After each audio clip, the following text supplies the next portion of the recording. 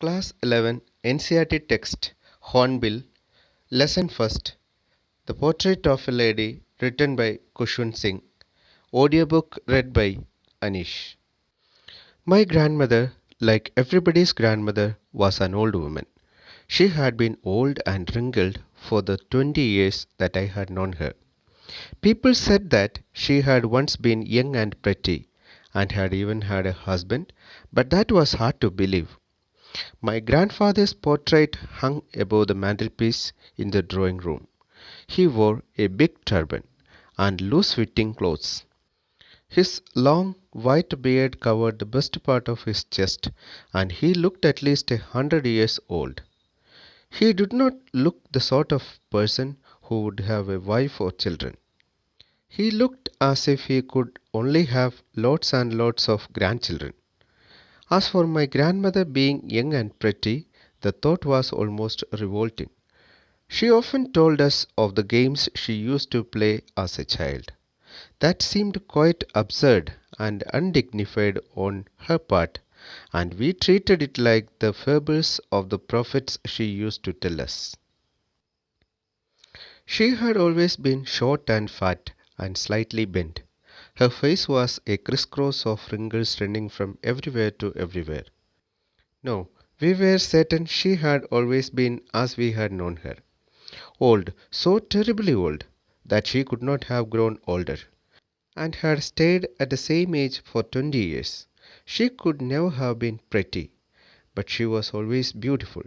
She hobbled about the house in spotless white with one hand resting on her waist to balance her stoop and the other telling the beads of her rosary.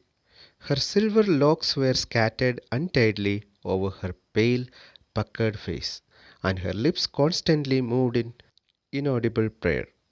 Yes, she was beautiful. She was like the winter landscape in the mountains, an expanse of pure white serenity, breathing peace and contentment. My grandmother and I were good friends. My parents left me with her when they went to live in the city, and we were constantly together. She used to wake me up in the morning and get me ready for school. She said her morning prayer in a monotonous sing song while she bathed and dressed me in the hope that I would listen and get to know it by heart. I listened because I loved her voice, but never bothered to learn it. Then she would fetch my wooden slate, which she had already washed and plastered with yellow chalk, a tiny earthen inkpot, and a red pen, tie them all in a bundle, and hand it to me. After a breakfast of a thick stale chapati with a little butter and sugar spread on it, we went to school. She carried several stale chapatis with her for the village dogs. My grandmother always went to school with me because the school was attached to the temple. The priest taught us the alphabet and the morning prayer, while the children sat in the rows on either side of the veranda singing the alphabet or the prayer in a chorus. My grandmother sat inside reading the scriptures. When we had both finished, we would walk back together. This time, the village dogs would meet us at the temple door. They followed us to our home, growling and fighting with each other for the chapatis we threw to them. When my parents were comfortably settled in the city, they sent for us. That was a turning point in our friendship. Although we shared the same room, my grandmother no longer came to school with me. I used to go to an English school in a motor bus. There were no dogs in the streets, and she took to feeding sparrows in the courtyard of our city house. As the years rolled by, we saw less of each other. For some time, she continued to wake me up and get me ready for school. When I came back, she would ask me what the teacher had taught me.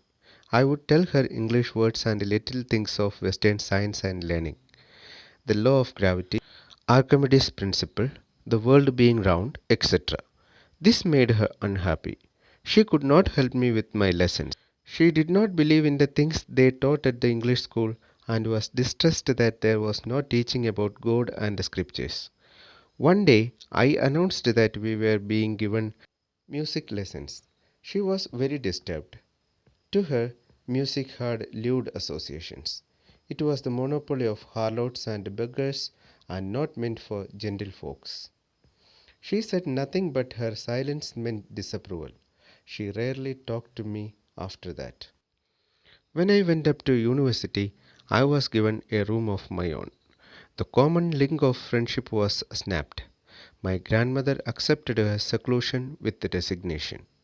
She rarely left her spinning wheel to talk to anyone.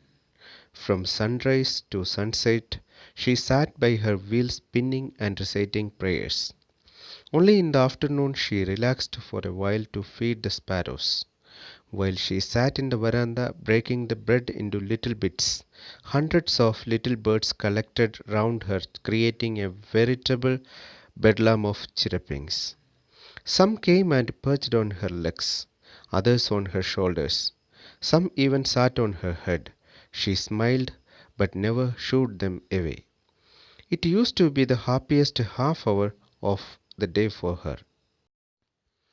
When I decided to go to abroad for further studies, I was sure my grandmother would be upset. I would be away for 5 years, and at her age one could never tell. But my grandmother could. She was not even sentimental. She came to leave me at the railway station, but did not talk or show any emotion. Her lips moved in prayer. Her mind was lost in prayer. Her fingers were busy telling the birds of her rosary.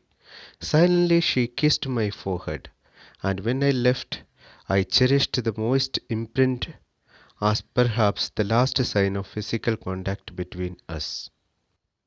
But that was not so.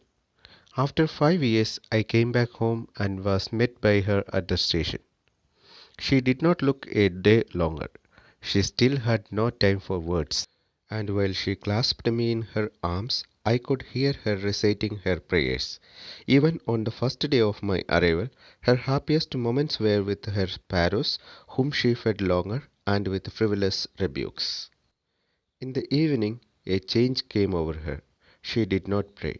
She collected the women of the neighborhood, got an old drum, and started to sing. For several hours she thumbed the sagging skins of the dilapidated drum, and sang of the homecoming of warriors. We had to persuade her to stop to avoid overstraining. That was the first time since I had known her that she did not pray. The next morning she was taken ill. It was a mild fever, and the doctor told us that it would go.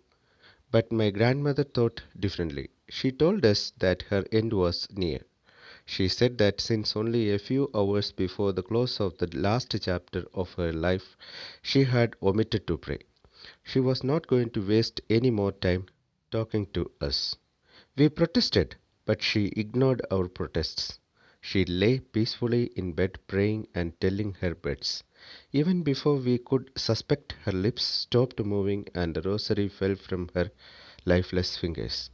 A peaceful pallor spread on her face, and we knew that she was dead. We lifted her off the bed, and, as is customary, laid her on the ground and covered her with a red shroud.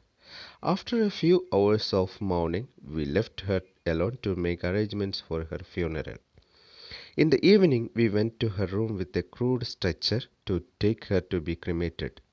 The sun was setting and had lit her room and veranda with a blaze of golden light. We stopped halfway in the courtyard. All over the veranda and in her room, right up to where she lay dead and stiff wrapped in red shroud, thousands of sparrows sat scattered on the floor. There was no chirruping. We felt sorry for the birds, and my mother fetched some bread for them. She broke it into little crumbs, the way my grandmother used to, and threw it to them. The sparrows took no notice of the bread. When we carried my grandmother's crops off, they flew away quietly. Next morning, the sweepers swept the bread crumbs into the dustbin. This is the end of the lesson.